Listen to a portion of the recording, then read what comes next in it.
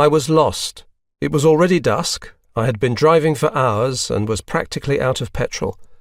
The idea of being stranded on these lonely hills in the dark appalled me, so I was glad to see a signpost and coast down to a garage.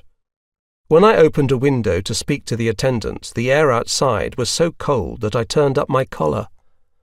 While he was filling the tank, he commented on the weather. "Never known such cold in this month. Forecast says we're in for a real bad freeze-up." Most of my life was spent abroad, soldiering or exploring remote areas. But although I had just come from the tropics and freeze-ups meant little to me, I was struck by the ominous sound of his words. Anxious to get on, I asked the way to the village I was making for.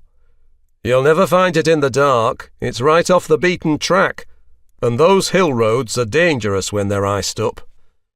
He seemed to imply that only a fool would drive on under present conditions, which rather annoyed me.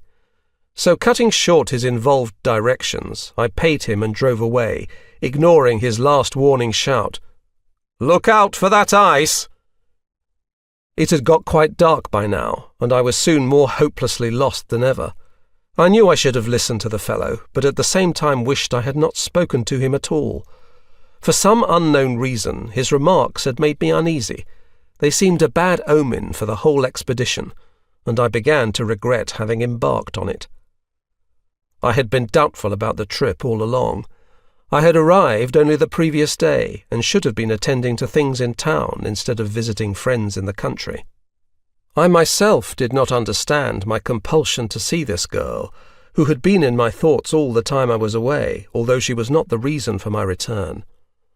I had come back to investigate rumours of a mysterious impending emergency in this part of the world. But as soon as I got here, she became an obsession. I could think only of her, felt I must see her immediately. Nothing else mattered.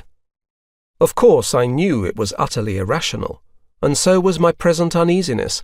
No harm was likely to come to me in my own country, and yet I was becoming more and more anxious as I drove on.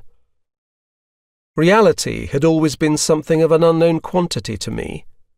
At times this could be disturbing.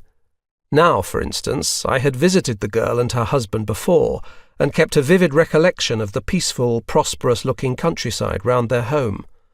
But this memory was rapidly fading, losing its reality, becoming increasingly unconvincing and indistinct, as I passed no one on the road, never came to a village, saw no lights anywhere. The sky was black, blacker untended hedges towering against it. And when the headlights occasionally showed roadside buildings, these too were always black, apparently uninhabited and more or less in ruins. It was just as if the entire district had been laid waste during my absence. I began to wonder if I would ever find her in the general disorder. It did not look as if any organised life could have been going on here since whatever disaster had obliterated the villages and wrecked the farms. As far as I could see, no attempt had been made to restore normality. No rebuilding or work on the land had been done. No animals were in the fields.